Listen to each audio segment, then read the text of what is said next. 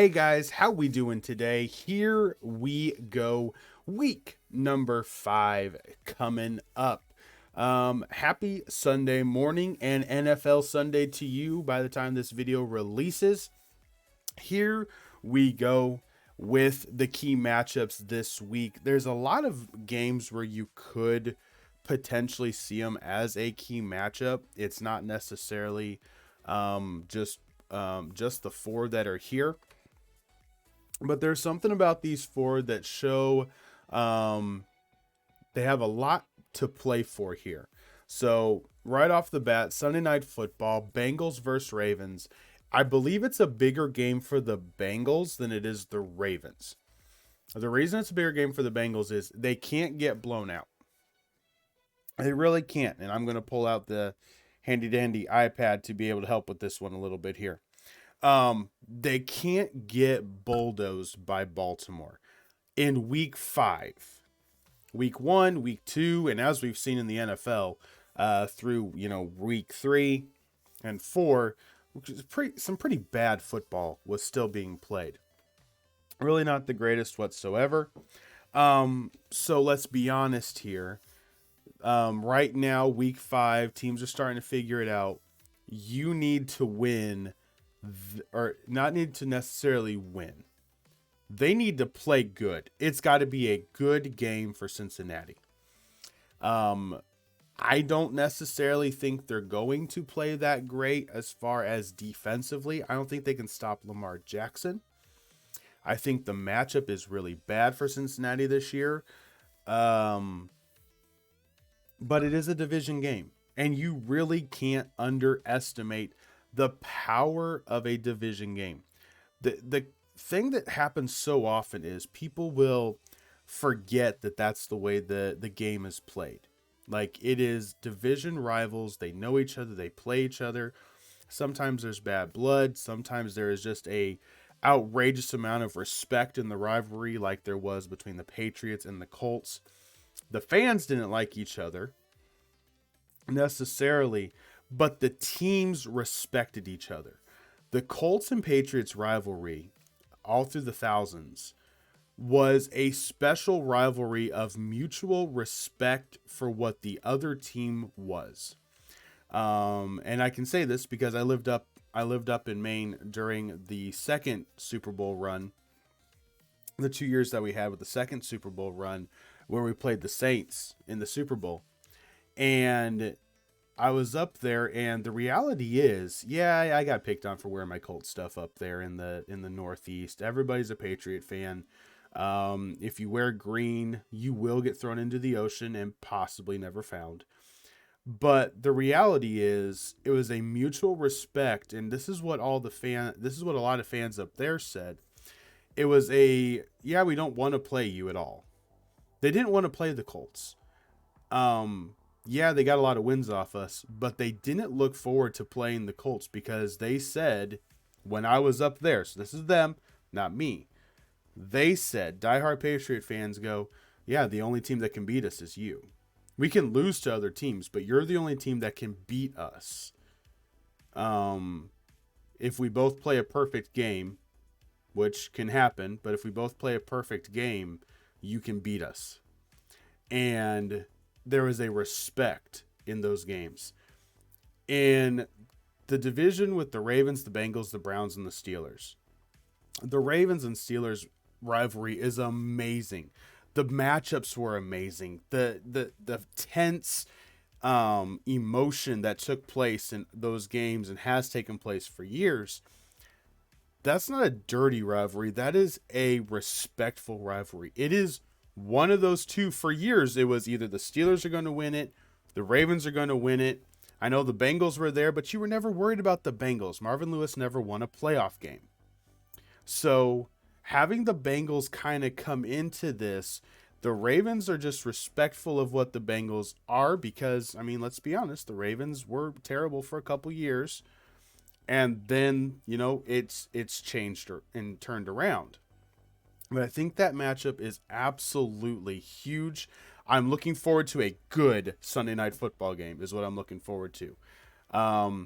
Next game, Philadelphia, Arizona. What a game. What a potential. Either one of two things is going to happen. One, Philadelphia is going to get their first loss, and it's going to be a team that can actually run with their offense. Cardinals offense can run with their offense. That's the first option. The second option is Cardinals get absolutely boat raced in their own dome again. And honestly, everybody starts questioning Kyler Murray and Cliff Kingsbury. The media will protect Kyler Murray. He got the money. He's smaller. It's got to be the bigger problem upstairs. No. Watch their games. No. Kyler Murray absolutely stinks right now. If you've got him in fantasy, you really know what I'm talking about. Like, that team is not clicking. And they've bucked the trend of starting really hot. But can they buck the trend of ending really bad? Like, they lose this game, they're behind in the division. They're behind in the wild card playoff race. Philadelphia is still rolling. And I love Philadelphia. I absolutely love Philadelphia. They are powerful. Jalen Hurts is comfortable. They're playing a system around their quarterback. Is he a top 10 quarterback in the league? Absolutely not. He's a top 15. He's not a top 10.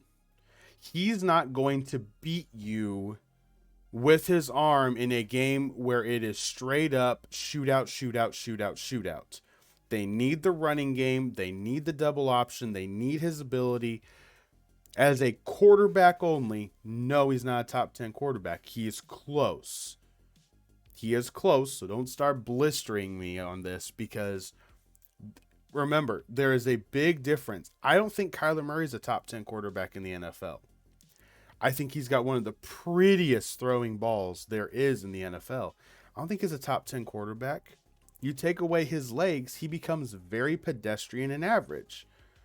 You force him to play only the quarterback position, he doesn't have that ability. We're actually seeing a lot of it happen with Russell Wilson. Take away Russell Wilson's legs, and he really looks pedestrian. You're seeing it happen more and more. You take away the run, and, well, they're really not great quarterbacks. So that is a huge game for Arizona, more than it is Philly. Philly's undefeated. They're looking good. They've got the division, as long as the Cowboys start losing. They got the division relatively in hand this early in the season. They're looking dang good. I like them. But let's move to another division. So we got Monday Night Football with the Raiders and the Chiefs. Now, why is this game a key matchup? Because the Raiders got a win last week. Hard-fought win. The Chiefs have gone to Arizona and to Tampa Bay and blown. I know the score looked closer against Tampa Bay. Kansas City had that game. It was not as close as the score said. Kansas City had that game. They've boat raced two teams on the road. They lost to the Colts on the road with special teams issues. Raiders have a chance. Monday Night Football. If the weather's clear, Raiders are in trouble. If it's a little nippy, if it's really windy, we've had a lot of wind here in the Midwest. If you're talking 25, 30 mile an hour winds, which running game is going to be better? That's what it's going to come down to. Which running game is going to be better? Can Patrick Mahomes, absolutely whip it through the air? Sure. But his deep balls that are arcing over the top of the Raiders, those are going to get affected. Derek Carr isn't going to have the ability to just lob it to Adams if that wind's 25, 30 miles an hour. We're still too far out to know what the weather's actually going to be like, so that's why this is mostly speculation. But it's a key matchup because the Raiders are a division foe. They always play the Chiefs tough. Even when they get blown out, they play them tough. They just end up having 6 turnovers. The yardage when the Raiders get blown out by the Chiefs, the yardage isn't normally horrible. They just turn the ball over. If they can cut out the turnovers, run the ball, control the clock, get a little bit of help from the wonderful weather that there is, a little bit of wind to be able to not make it easy to throw, I think the Raiders have a better shot. Overall, I think the Chiefs will probably end up pulling out the dub, but The Raiders need to play this tough. It's a division game. You got to be able to win one on the road. And you won the one at last week at home over the Broncos. So you did your job last week. You got another division foe. Go do your job this week. Then we got Fox's main America's game of the week. We got the Cowboys with the quarterback that's shocking everybody. Absolutely shocking everybody. I love Cooper Rush. Love what he does. Watch out for if you're Dak Prescott, you don't want Cooper winning much more. You really don't. You need Cooper to lose. You need yourself to look like you're actually valuable to this team, because Cooper Rush has this team looking dang good on offense, dang good as far as mentally is concerned, dang good with the play calling. Dak Prescott, I don't know if he's valuable to the Cowboys. Very easily. Jerry Jones is loyal. He's more loyal to winning. If Cooper Rush wins all these games, if he knocks off the Rams, let's just say, pretend for a second that he knocks off the Rams, that would give Jerry Jones a glimpse of being able to beat a upper echelon team that the Cowboys have not had for years. Beating that team and actually being able to play hard on the road. Cooper Rush in LA beating the Rams on Fox's game of the week. Jerry Jones is more loyal to winning than he is his players. At the end of the day, he's a businessman. He wants to win.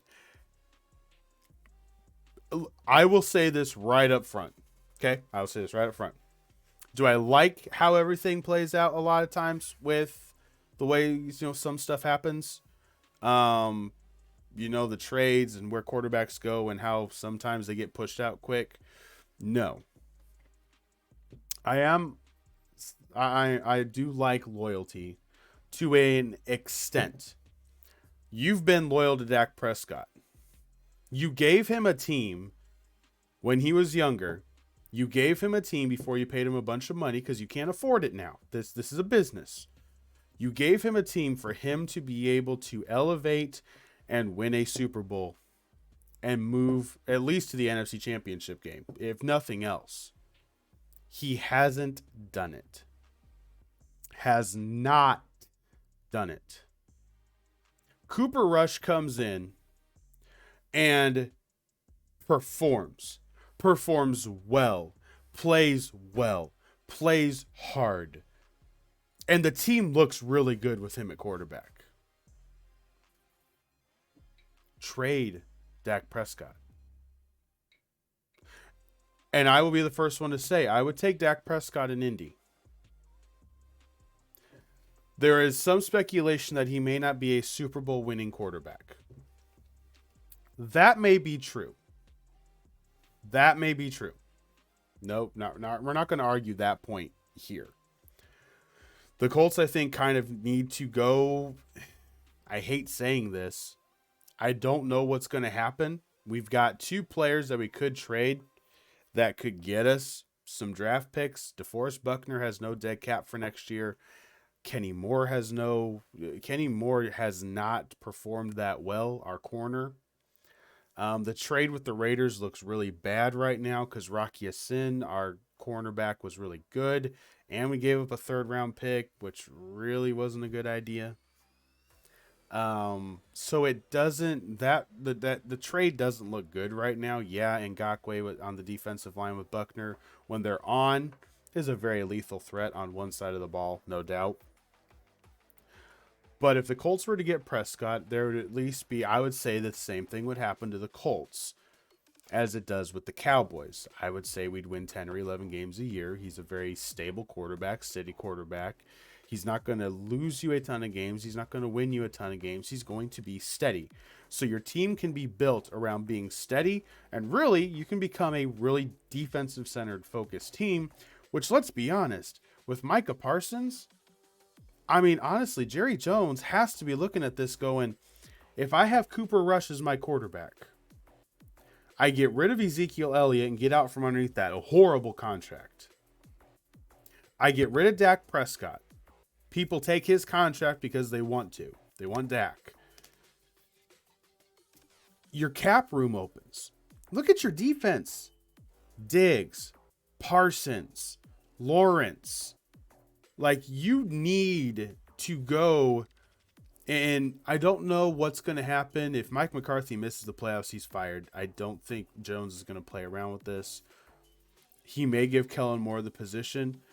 I will say this. It is vitally, vitally, vitally important. That defense is absolutely amazing. They cause havoc. They cause trouble. That defense, I love watching the Cowboy defense. I really do. I love watching the Cowboy defense. So for that aspect of it, the Cowboys need to show up. For the Rams need to show that they're still alive. They're having a Super Bowl hangover, just like the Bengals. They don't look crisp. They don't look great. They got embarrassed by the 49ers last week.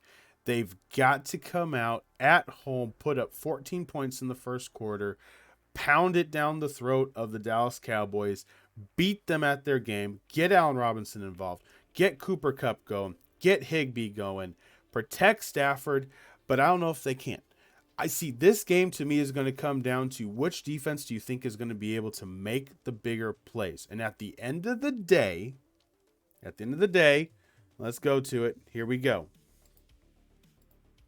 At the end of the day, I go with St. Louis. St. Louis will be getting an NFL team eventually. They'll be part of the next expansion. But nonetheless, we're going with the Rams. I'm going with the Rams. I think Jalen Ramsey on CeeDee Lamb takes away CeeDee Lamb by himself. Noah Brown could have a big game. Tony Pollard is going to have a big game. Ezekiel Elliott, I don't think has any spark. I don't think he's got any spunk. I don't think he's got the ability to really be a lead back right now. He needs to go to what Willis McGahee was in Baltimore, what Ricky Williams was in Baltimore. That second back that's a little bit bigger, more powerful, can get the tough yards. He needs to focus on his between the tackle running and stay there. Pollard is definitely the stretch back. He can swing it out. He can get it out to him. He can do some stuff in the flat. So, but you guys see it. Here we go. Weekly picks. I went 4-0 last week, baby. I went 4-0. I was perfect last week, and I'm already 1-0 this week. Probably should have had the loss with the Colts on Thursday night, but I'm already 1-0 this week. And dang it, we're gonna see what happens. So every single one of us, Dog, Penguin, and myself, are all sitting at 9-7 currently. Dog's got the Chargers to beat the Browns. He's got the Cardinals pulling the upset at home over the Eagles. He's got the Commanders beating the Titans at home, and he's got the 49ers winning in Carolina, which is probably a safe bet, and Baker Mayfield, who knows what's going to happen. Carolina's head coaching job is going to be open. The quarterback job is going to be open. Teams probably should have just traded with Carolina to get the draft picks at this point because it looks bad down there in Carolina. Atlanta looks better than Carolina. Atlanta's now lost Cordero Patterson. Best of luck to him. I mean, he has played so hard for the Falcons this year, played so well. The Falcons are a scrappy team. They've gotten the wins. They pulled out the win last week over Cleveland. So congratulations, to them for doing that. But Cordero Patterson is going to be a big hit. He was the life of that offense, and I feel sorry for him. He's a dang good player that's just been dealing with injuries his whole career. So that's J-Dog. I've got the Colts. Duh. We got the dub somehow. I got the Rams over the Cowboys. I got the Ravens pulling it out by 2 touchdowns on Sunday Night Football. I don't think the Bengals defense can keep up. And I got the Dolphins going to New York. Whether they've got Tagovailoa or not doesn't matter. The defense is going to eat up Zach Wilson. The defense is just going to eat up Zach Wilson. He didn't look good last week. I know it was his first week back. Didn't look good last week against the Steeler defense that's really suspect right now with no TJ Watt. The Dolphins defense is good. They're going to go in to New York, beat up on the Jets. Miami wins that game. Then we got Penguins picks. Penguins got Kansas City on Monday Night Football. He's got the Bucks to knock off the Falcons. The Pats are at home against the Lions. This, to me, is an interesting game. The Lions go to New England, and it's not actually a given that the Patriots are going to win. The line is so close. But the Lions' defense is so bad. So bad. Their offense is great. The Lions' defense is horrible. And currently, they're having to outscore everybody. Last week, they should have beat the Seahawks. Seahawks never should have gone into Ford Field and beaten them. They did. That was bad. I think Dan Campbell uses that. You're better than this. We're a better team than this. I could see the Lions pulling this upset. Penguins got the Patriots pulling it out, though. Then the Seahawks go to New Orleans. Who knows who's starting? Could be Andy Dalton. I think Winston's doubtful right now. So it's going to be Andy Dalton for the Saints. Very interesting. Yeah, very interesting setup down there. So that's going to be, that is Penguins' pick, is the Saints over the Seahawks. All right. Then we've got the locks. The locks. Last week we went 2-2 because the Colts lost to the Titans. We're not going to talk about it. Oh, by the way, spiced pumpkin apple cider. Absolutely amazing stuff. Absolutely amazing stuff. Get yourself some. It's really good stuff. So this week the locks are a little bit interesting. I could see the Packers losing to the Giants. But here's the reality of how this is. So the Bills are at home against the Steelers. No chance the Steelers pull that one out. TJ Watt's out. Just forget about it. Play Josh Allen. Go. The Vikings are home against the Bears. Once again, they came back from London. They may be a little lagged. They're playing the Bears at home in Minnesota. Mark it down. Dub. The game that's interesting to me is Houston at Jacksonville. And I've got Jacksonville as a lock. I like this team. You guys will see in the standings video that'll be released next week. Because remember, I redid my predictions for the year after week 4. When the pup list rolls around, the players can either come back or they're re-registered on the pup list, and it changes how everything can be because of injuries. Dang it, I'm worried about Jacksonville. As a Colts fan, we've got them at home next week. So we lost on the road, 24-0. We got shut out. We've got them at home next week. We lost to the Titans at home. We beat the Chiefs at home. We lost to the Titans at home. I like this Jacksonville team. I like what Doug Peterson's doing. I love that defense. I hate saying this. I'm a Colts fan. But you gotta have respect for what Jacksonville has done, how hard they play. They gave Philadelphia a fight last week. They gave them a fight, and it's a young team that you don't want to play. You just don't want to play them.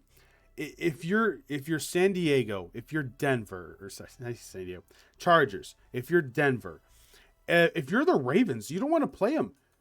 You do not want to play Jacksonville if you're the Ravens. I think Jacksonville matches up with the Ravens better than almost any team because they've got so much speed on their defense. Like, their front four is so good, I think they could match up and bracket Lamar Jackson in the pocket. I really do. I just watch the defense play. The pressure, they're just, dang it, they're good. The offensive scheme is fantastic. It's using players the way they need to be used. It's being creative. What else can you say? I mean, so there's the locks.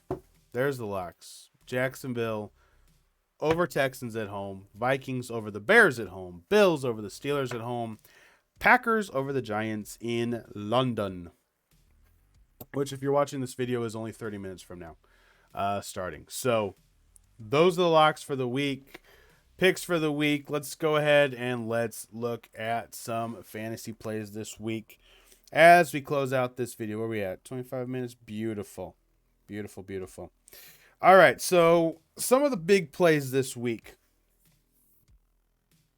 For quarterback, I can't go against Lamar Jackson. At this point, Every week, start Josh Allen, Lamar Jackson, no matter who they're playing. It doesn't matter. They're going to get you a lot of points. So let's just forget about them. Who are some sleepers? 2 weeks ago, I think it was. Yeah, it was 2 weeks ago. I played golf, and I played golf in my the Dynasty League that we're in last week as well. Jared Goff, the way that offense is going for the Lions, is such a valuable play. And it's a valuable bet if you use the dollar system for picking a lineup on DraftKings and other stuff like that. So Goff is a very valuable play, and he's been doing really, really well in that Lion offense. And since the defense is horrible, he ends up throwing the ball quite a lot. He's without DeAndre Swift, so I think they're going to throw the ball a little bit more. But you're going to want to have this week, I'll give you 3 quarterbacks, 3 running backs, 3 receivers, and then I'll give you a tight end and a defense to watch. So the 3 quarterbacks I would watch this week are absolutely Kirk Cousins at home against the Bears, then Trevor Lawrence against the Texans, and Jared Goff against the Patriots. Those are the 3 that I would really watch this week. Outside of your top 3 quarterbacks, you're always going to play Allen, you're always going to play Lamar Jackson, and you're probably always going to play Jalen Hurts or Patrick Mahomes. But the sleeper ones there, I think Lawrence, Cousins, and all of a sudden my mind went completely blank. Hang on. Lawrence, Cousins, and Goff. I think each one of those guys could get you 25 to 30 points as a QB this week, if not more. I like those plays. I really do. I really like those plays. So we'll see what happens. But I really like those plays. All right, for running back, watch out for Jeff Wilson from Carolina. I actually put him up on the trade block in the Dynasty League, trying to get draft picks for next year.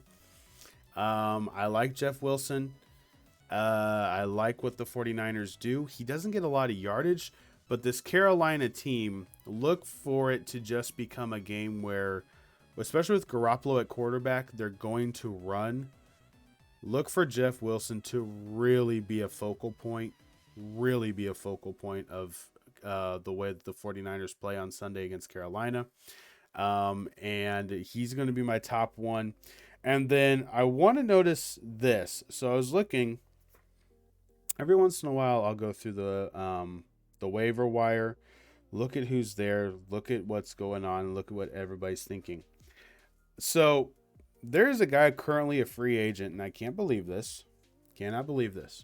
Antonio Gibson for the Washington Commanders is a free agent. I think he's a sleeper play as a flex. If you've got, if you have injuries, or if somehow he's available, he's actually, he's only rostered in 93% of the leagues, which is low for a starting running back like that. They're playing the Titans. Honestly, I think, especially with being home, they're going to need the run game. And I believe that they will have success at home. Titans had a big win last week, but the Titans really aren't that good. The Colts gave it to them. Let's just be honest. Let's call it for what it is. They're back on the road, out in Washington, D.C. Antonio Gibson is a very sneaky play as a flex. I think he could get you 75 rushing yards, a touch.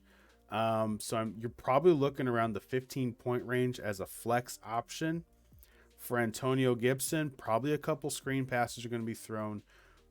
He's a sleeper this week for me because of the matchup. Because of the Titan matchup, he's a sleeper for me this week. So look out for him. And then, so Tyler Allgeier, and Huntley are both running backs for the Atlanta Falcons. So basically, Um, with Cordero Patterson out, these guys have a shot. Tyson Allgaier, I love. I like the kid. I really, really like the kid. They're playing Tampa Bay, so I don't know how the running game's going to be. Here's why I like Tyson Allgaier. Here's exactly why I like him. I think there's going to be a lot of screen passes and dump off passes. If you're in a points per reception league, half point, a point, whatever it may be, I think Allgaier could be a guy that, once again, deeper leagues, 12, 14 team leagues where you need somebody as a flex, injuries, whatever. That's not a bad play. You're looking. I would guess. My guess would be you're going to get about 6 receptions, probably 10 to 15 rushes. So let's just go simple here. Let's go 6 receptions for 35 yards. Let's go 10 rushes for 43 yards. So the 6 catches would get you, and depending on which league you're in, if it's a point per reception, then it's going to get you 6 points. If it's a half point, then it's going to get you 3 points. But nonetheless, that's 4. Let's just go simple. 6 for the receptions. There's 10. And the 35 yards receiving, there's 13 points. I think he's got an opportunity. I don't think the Bucs are going to blow out the Falcons at all. I really don't. The Falcons are a scrappy team. They just don't let you get away, and they play really hard. They haven't made a ton of mistakes. I like the Falcons to play the Bucs close. I don't think defensively they'll be able to. Well, defensively, I think they've got a shot at keeping up with the receivers. I love AJ. I mean, I love parts of their defense. They're not a good defense by any stretch, but I love parts of their defense. The matchups don't look horrible when you look at it 1v1 straight across the board. Look out for Tyson Allgaier. Or Tyler Allgaier. I like him. I really like him. I liked him in college. I like the aspect he brings to the game. So look out for Antonio Gibson, Tyler Allgaier, and Jeff Wilson for the running backs to watch. All right, let's give you 3 receivers quickly so we don't run too much time out here. Honestly, Allen Robinson, I know everybody's kind of been down on him. Allen Robinson probably is going to have a much better day. I think he's going to need to be used for the Rams. He's going to have a breakout game at some point. And I think this week 5, we're done with the beginning of the season. Week 5, he's going to have to get involved. Look out for Allen Robinson, Noah Brown for the Cowboys. Jalen Ramsey's going to have CeeDee Lamb absolutely just smothered. It's not going to be good. Look out for him. Noah Brown, and then look out for Cedric Wilson of Miami. Tyreek Hill and Jalen Waddle are both on the injured list. Both of them will probably play based off of what I've seen, potentially, but they're both foot injuries, so therefore they can be tweaked fast. And Wilson could end up becoming a very viable option. I think he's going to be anyway. I think they need to be careful with Waddle. He's got another injury that you don't want to have get aggravated by any stretch. So I like that. I like that play with Cedric Wilson. That's probably my riskiest play this week, but I like it because of the injury. The injuries give people opportunities, and you got to see where the injuries are at. And foot injuries, let's just be honest, that's not good. NFL is struggling with injuries to the legs and feet. So, all right, let's close this out. One tight end this week. I'm going to go, let's see. You know what? I had an idea. Let me see. Let me see. I had 3 in my mind, and I was like, yeah, we're going to go this one. Yeah, you know what? I actually think that's still what we're going to do. So this week, my tight end to watch, potentially, the matchups aren't great on either one of them, really.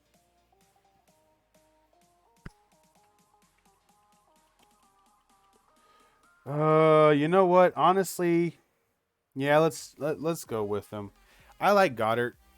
I think the way Arizona's going to play defense, Goddard's going to have a big game for Philadelphia. I think he's going to have a huge game for Philadelphia, honestly. You could see 2 touchdowns out of him. I think the tight end seam's going to be open against that Cardinal defense. I think you're looking at potentially 60 yards, 5 catches, 2 touchdowns, just because the defense is going to be focused on the receivers so much, trying to bracket them. And the zone's just going to open up. I really like Goddard this week. Yeah, we'll just stick with Goddard. I like the way Goddard looks there. I really like the way Goddard looks. So look out for Goddard this week. And my defense, we're going to go sneaky defense. We're going to go with the sneaky defense.